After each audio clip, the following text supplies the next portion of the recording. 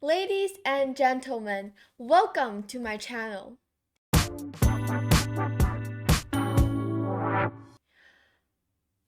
Let me first of all explain again why I didn't record videos like right after the FIDE World Chess Championship, like each round, like some others did.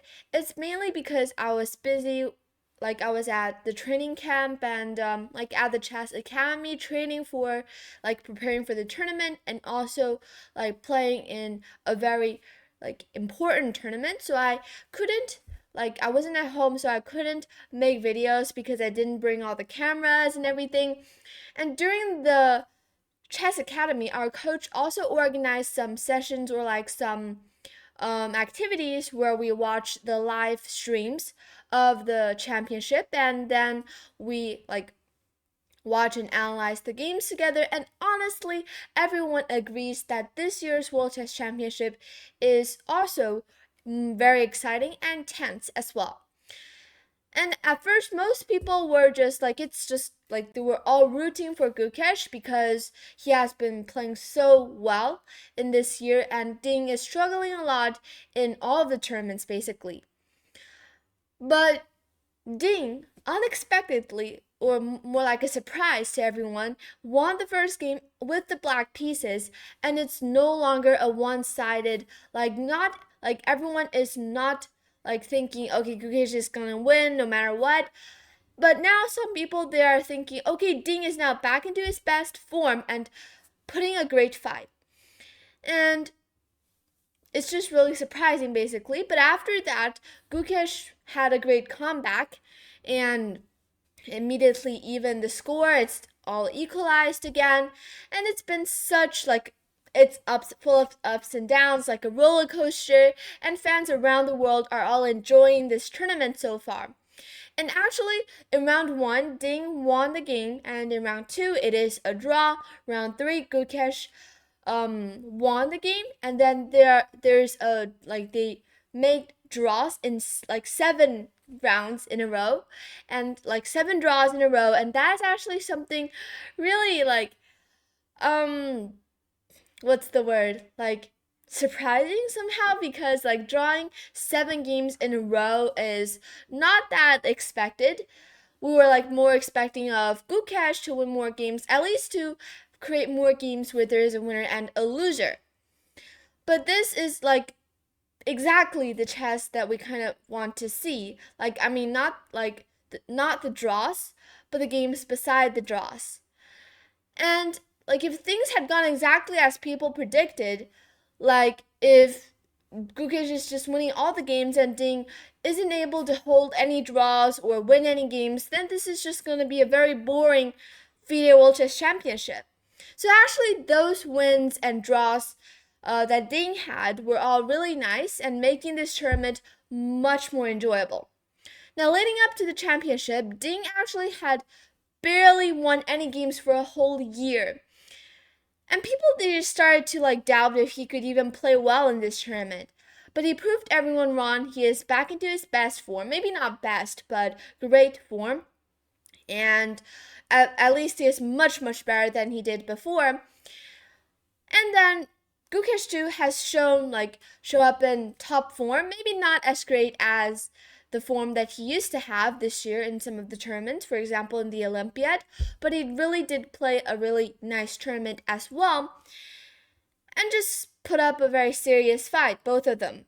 And just look, Gukesh has won another game, bringing actually not bringing, but breaking the 7 like draws in a row, and it's making the whole match even more exciting to watch. All right, and the ways that these two are going head to head is just making it more enjoyable. And today I'm going to talk about this round, and this is actually round wait a second. Actually, it's round 11 because round 12 it also ended in it's not a draw, and this is round 11. And today let's talk about this particular game. So Gukesh is playing as the white pieces and Ding as the black pieces. Let's quickly jump into it. Gukesh started with knight f3 and d5 was played by Ding, c4, d4, and b4. Now, actually, playing this move order here, as you can see here, c4 already is something that is not that common, as you know. Most of the times we just go, for example, like d4, g3, or for example, like e3. c4 is really aggressive here, not the best option, but it is really sharp, a really sharp variation, and it can create many opportunities for both sides. At least for white, this shows that Gukesh today in this round, round 11, he is here to put up a real fight, no more draws, and he played c4. Ding here played d4, and actually, as you can see already, by looking at the time usage, Ding is spending some time on this like move too, which means that c4 is somehow an unexpected move by him, but of course he knows how to play. After a 1 minute think, he played d4, and then Gukesh, blitzing out every move, he played b4, and Ding here played c5, another 1 minute think. c5 is not the best reply here. The best reply here is actually to go f6, and the idea is to support e5, because if you want to play e5, you either have to get the knight out to support it or get the pawn to support it. But if you go knight c6, there's always b5 to hit the knight. And if you go knight d7, it is like blockading this bishop. So both of these knight moves are not that effective. So this leads us to this f6 move, which is like threatening to go e5, which is actually a threat that is kind of unstoppable. And later on, you'll probably develop this knight with knight h6, knight f7, and actually it's basically fine for black. Also, another really aggressive option here, which I think is not something that comes to your mind when you when you look at this position. It's actually for black to go g5 here. This is actually the second best option here, because the main point is that if you take on g5, there's now e5.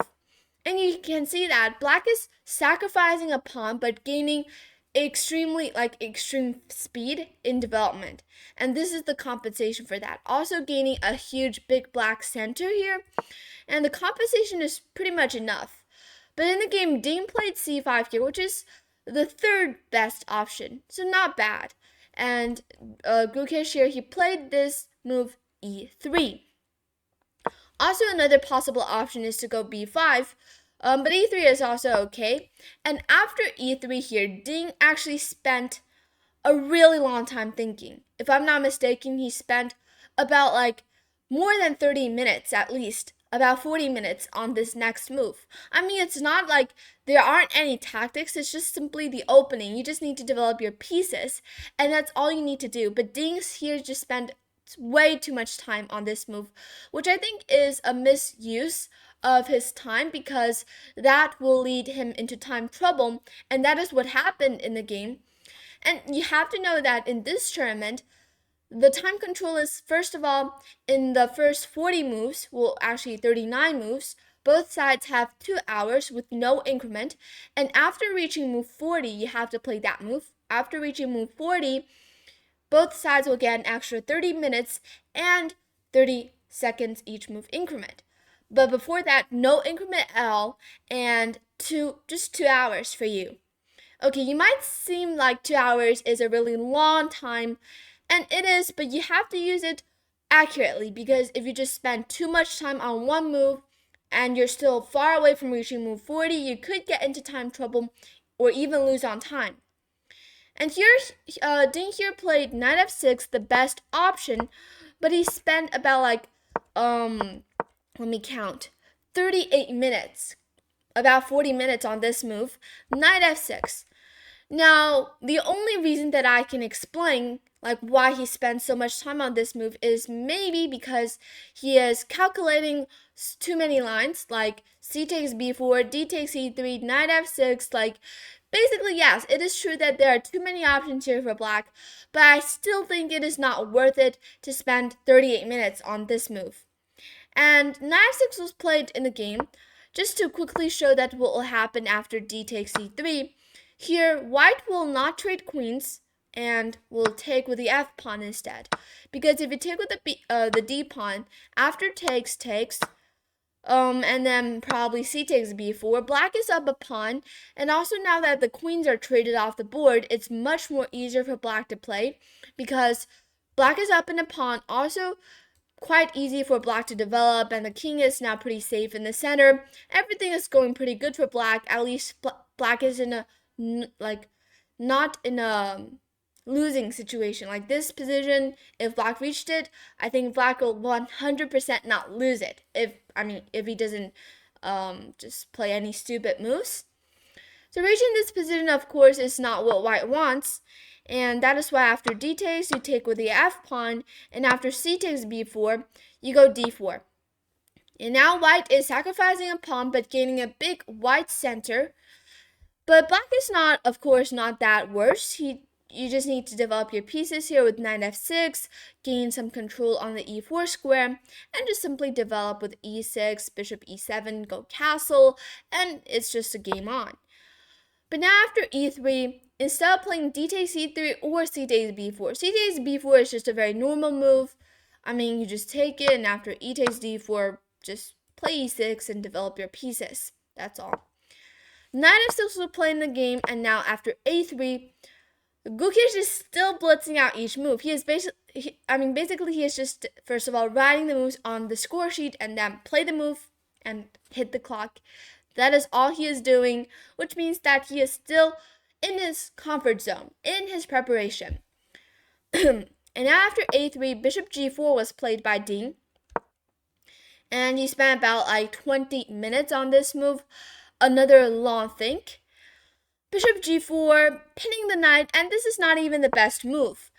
The best move is actually just to develop with knight c6. Actually, there are many options here. Knight c6, g6, or even a5 here is possible. But Ding, after spending about 20 minutes on this move, played an inaccurate move with bishop g4. Now you can see that sometimes, even if you spend a lot of time on one specific move, it's sometimes this move that you're calculating for so long, it could be a mistake or even a blunder. Bishop g4, and here e takes d4 was played by Gukesh. Still, he is not using any of his time. C takes d4 and h3. Bishop takes f3. Now the main problem for black is that, okay, maybe the pawn is pushed really high up the board, but black is now forced to trade off the knights, to trade the bishop for the knight, and losing the bishop pair. Because if you go back somewhere, let's say bishop h5, there's always g4. You go back and then bishop g2. White is in a lead of development, and also 95 ideas are coming. This is not a position that black wants. h3, and Ding took on f3. This is a move that he didn't spend too much time on. And after queen takes f3, here queen c7 and d3 was played. Finally, Gukesh is spending some time on this move.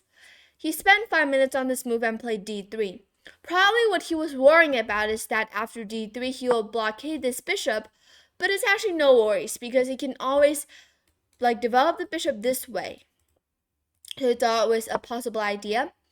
d3, a5 was played by Ding, creating counterplay on the queen side, and here Gukesh played b5. Knight bd7, very logical. The main problem with b5 is that it now creates some weaknesses on the dark squares, knight c5, knight e5, and probably later on a4 ideas, the bishop can put some pressure on the a3 pawn. And here g3 was played. And actually, Gukesh spent 1 hour on this move, g3. So it's actually really confusing for us. Both sides are spending a lot of time on some specific moves. g3 here is just a very normal move, right? Just to develop your pieces, like pushing the pawn and developing your pieces. It's really normal. But I guess that Gukesh is just trying to figure out what will happen after g3, and of course he's calculated many different variations. But still, I think he should have played g3 faster. But anyways, g3 and knight c5 was played, bishop g2, and suddenly Gukesh's time is having less time than Ding. He only has 45 minutes left on the clock, and Ding has 50 minutes. So actually in this game, The game is interesting, but I think what's more interesting is the time usage of both sides. So bishop g2, knight f d7, and short castle. This is all normal. Knight e5.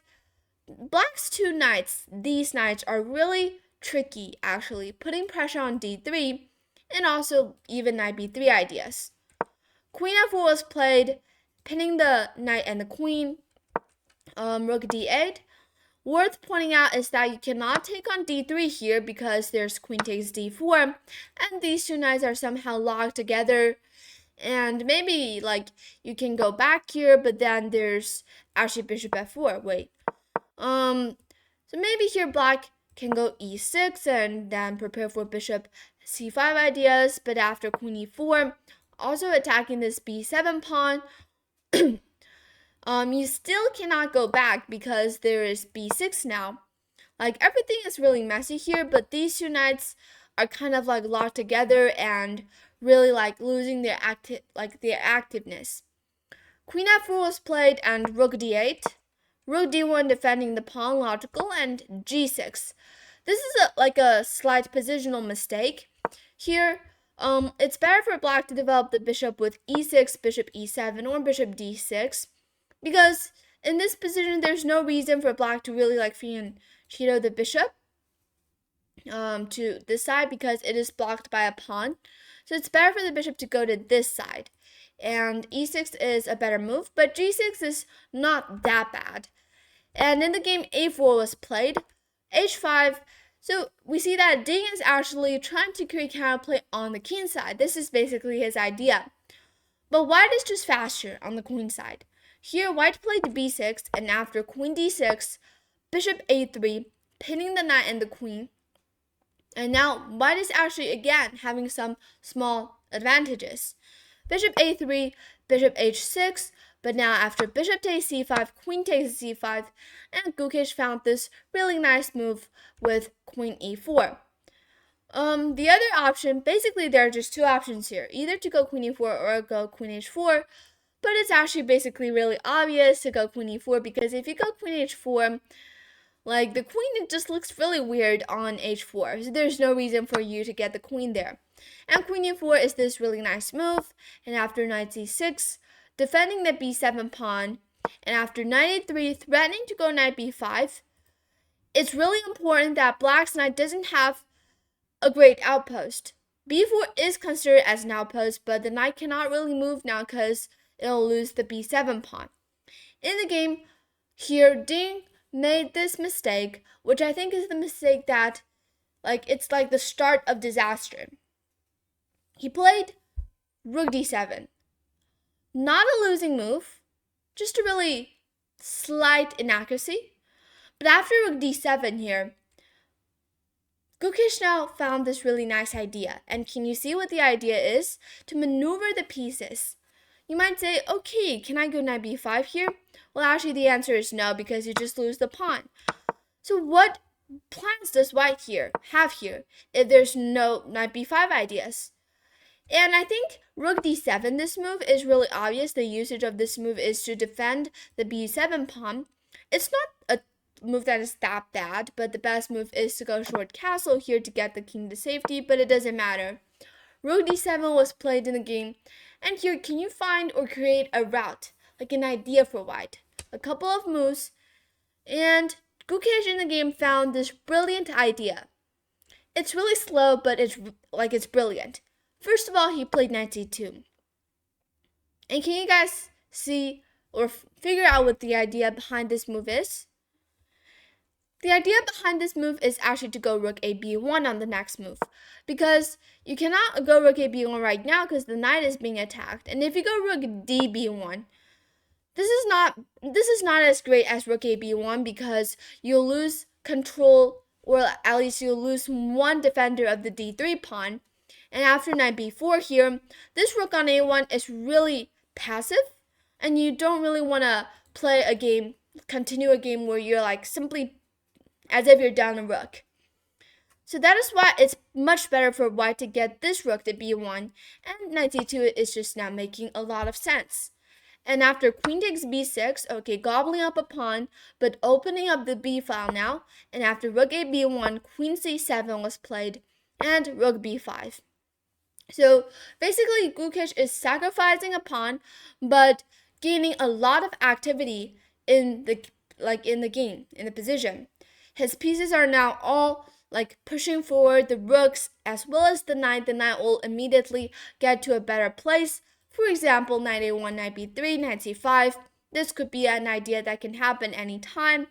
And after short castle, Gukesh started to maneuver his knight. Knight a1, rook b8, this is all positional play, and Gukesh is just nailing it. Rook b8 is also a slight inaccuracy. The only move here that makes black still stay a little bit better is to go rook d6. But this is a move that is not that easy to see, and the idea is to go rook e6 or swing the rook to the 6th file, which made it more flexible. But I guess it's not an easy move to see, and in the game instead, rook b8 was played. This is all really passive, only defending. And knight b3 was now played. Suddenly, knight c5 is a really deadly threat. And here, Ding blundered. Now, again, the best move is to go rook d6, because now if you go knight c5, it doesn't really attack anything, and you can just basically go back, attack the rook. You cannot take on b7 because if you take with the knight, there's rook f6. Or you can also go, for example, rook e6. I mean, a few moves ago, black is up a pawn, so giving it back is not something that is not allowed to happen. And after rook e6, queen d4, for example, there's rook b6 ideas coming, trying to trap the knight. It's really messy, but if with accurate play, it's gonna be fine. The best move is actually here to go rook f6, because if you take on d4 now, there's knight c6. But this is not that easy to see. I mean, in human eyes, of course, it is not obvious. And that is why in the game, Ding, instead of playing rook d6, played this move e6. This is like a blunder. Not a losing move, but as you can see by figure out by looking at the eval bar that white is now back into the game. Before black is slightly worse, but now white is all back into the game and having a decisive advantage, I think.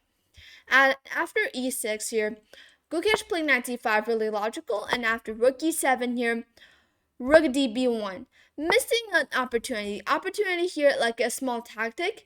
It's basically winning back the pawn, knight b7, and if you take, there's queen c6. And the best reply here is not to take on b7. For black, not to take back on b7, but instead play knight b4. But I guess, after all of that, maybe Gukesh thought that trading too many pieces is not good for him. He doesn't want to draw this game again. He wants to win. And instead of playing knight b7, which is a move that exchanges a couple of pieces, he instead played this move, rook db1. Not that bad. And here, challenging black, basically. Black only has this one move to equalize the position. And the move is to go knight b4. To cut off these two rooks. And now if you take on b7, at least I can probably play something like bishop d2. I don't know. I'm just trying to defend everything, at least keeping the position together. Or, actually there's this really hard move to see, which is bishop f8. And probably in the game, Ding didn't saw this move. Actually, the position is already starting to go, to fall apart for Ding, because first of all, he only has 7 minutes left on the clock, and second of all, his position, his pieces are all kind of cramped and are all really passive, and it's all basically white's stage. And after rook b1, Ding, under time pressure, played queen c8, blundering. And can you guys see the winning move here?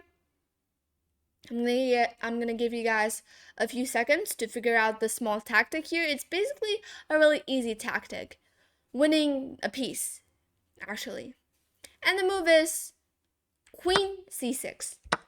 Gukesh basically just wrote the move queen c8 on his score sheet and then blitzed out queen c6. Takes, and it's game over. Here, Ding resigned the game because nothing is gonna work for him. B takes c6, falls to rook b8, and you're just simply down a knight.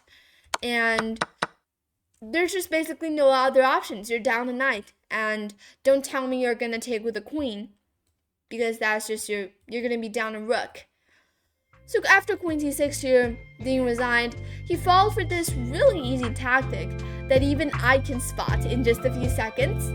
And after queen c6, yeah, this is actually a really heartbreaking loss for Ding. Like, he is under time pressure, and actually in the opening he didn't spend his time well and led to some time trouble, and also the position is kind of hard for him to play, even though the computer says it is close to equalization, but in human eyes it's a completely different world, a completely different evaluation of the position, and yes, anything can happen. So Ding didn't see queen c6, but this is still game 11. There are still 3 more rounds left, and Ding is not, of course, he's still in the tournament. He can definitely win the game back, and he did actually. And I'm going to do a recap of round 12 in the next video. And right now, hope you guys enjoyed this video, and thank you for watching. Please subscribe. I'll see you in the next video. Bye!